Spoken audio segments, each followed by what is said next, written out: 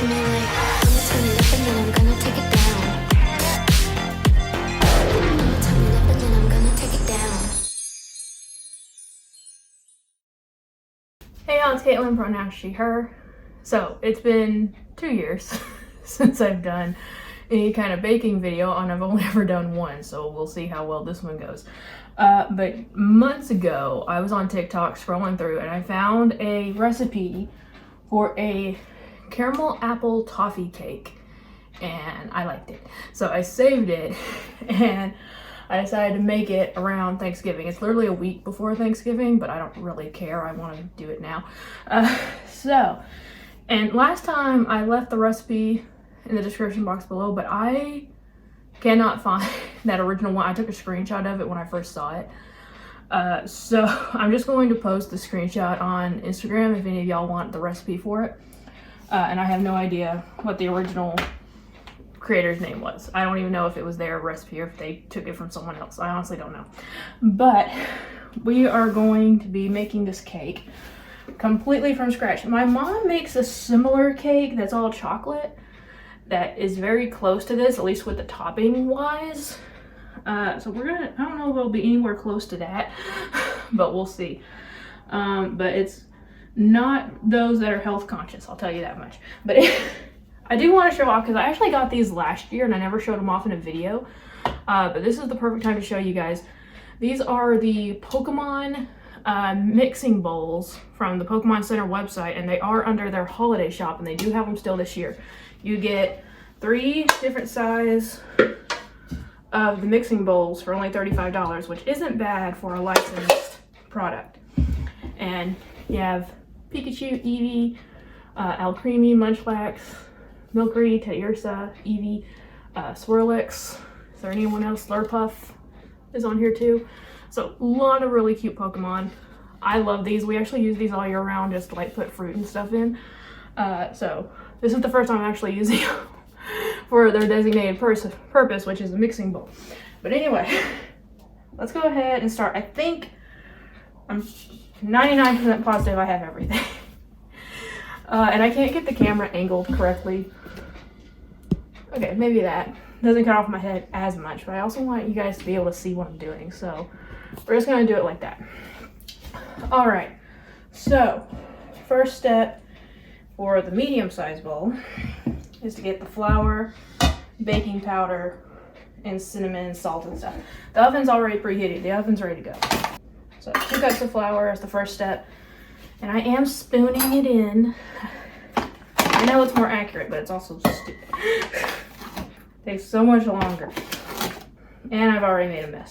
All right, flour and now the baking powder. And the baking powder is 1 tablespoon. Cinnamon is 1 teaspoon, and this is brand new cinnamon, so it should be good to go. There we go. Alright, there we go. Now I'll whisk all this together. At least this one has cinnamon in it, because a lot of times when it says just whisk the flour and baking powder to welcome, how can you tell? It's all white.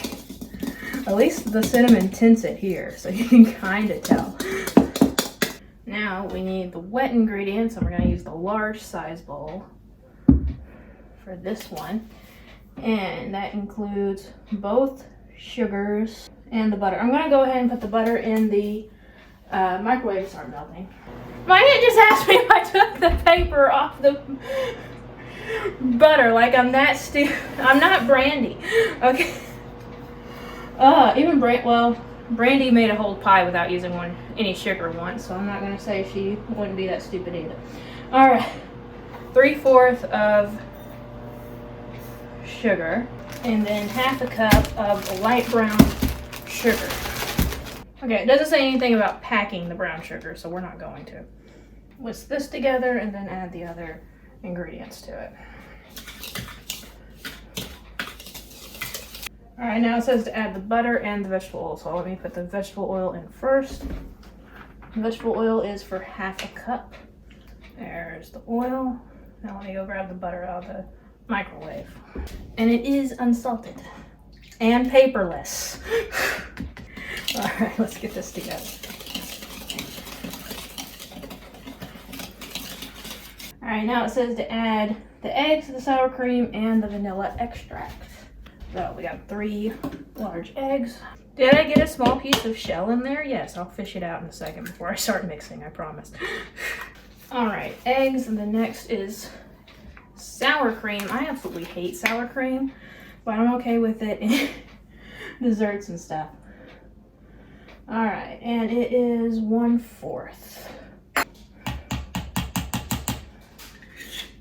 And the vanilla is actually 1 tablespoon. Usually it's a teaspoon and stuff, but this one is actually a tablespoon. Make sure I'm reading that right. Yeah, 1 tablespoon of vanilla. All right, and now to stir. Do I have a hand mixer that I could be using for this? Absolutely. Am I going to? Nah. I need an arm workout anyway. It says to go until smooth, so I'm gonna go until I get at least most of the little granules out.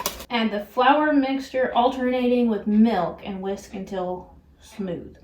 So the milk, we need 3/4 of a cup. That wasn't literally, that's all that's left in this milk. 1 mouthful was all that was left in there after getting the 3/4 milk out. All right, it says to start with the flour. The flour in, a little bit of the milk, and the rest of the flour. It's definitely getting thicker finally, and then just a little bit more milk. All right, there we go. You can definitely smell the cinnamon already. Now the next step is to pour half of the batter into the baking pan. So let me go get the baking pan. All right, baking pan. It's already been oiled and greased and everything. So add the apple pie filling and then sprinkle on a cup of toffee chips onto the filling. So the tabby came off of the thing, so I need to go get another tool. And I just now noticed the recipe called for diced apples. These are sliced, but I don't care. We're gonna go for it. We'll just try to distribute them as evenly as possible. Put plump there. There's no way in hell I'm dicing these apples. Not happening. When I was shopping, fully honest, I just looked for the cheapest version of the apple pie filling. I didn't look at anything else. But it wouldn't be me if something didn't screw up at least a little bit. But at least I didn't leave the paper on the damn butter like some people thought I would. Apparently. I have no idea how this is going to work in a cake. This is the first time I ever made anything like this before. And let's face it, I'm not that big of a baker to begin with. All right. 1 cup, right, of the toffee chips. We're just gonna go over it like this until they're all done. And now it says to add the rest of the filling. All right, now to spread that as much as I possibly can. All right, now we are going to stick it in the 335-degree oven for 35 to 40 minutes till cake is golden brown, whatever. And then it says right when it gets out of the oven to poke a bunch of holes in it and to put 1 cup of the caramel sauce on top. I'm gonna do that off camera because I'm gonna get my phone off here and everything while I'm waiting. And I don't want to be messing with a hot pan while trying to get my phone to the right angle. We're not doing that. So I'm gonna poke the holes in it once it gets out and pour some of the caramel sauce in it and let it seep down and then wait for it to fully cool before we put the toppings on. So here we go. All right, y'all, I am back. The cake is completely cooled. So it is time for the whipped topping. And then basically you're just gonna spoon this on here, drizzle it said 1/4, I believe, cup of caramel. I'm just gonna put as much as I want on there, not gonna measure, and the rest of the toffee chips on top. So let's go. And fully honest, I'm usually not someone who likes whipped topping for the frosting, but for some cakes it works. There we go. It looks like too much, honestly, whipped cream, but this is what it called for. It called for 16 ounces, so that's what we're doing. All right, now drizzle some more caramel sauce. Might be easier to do it with my hand, actually.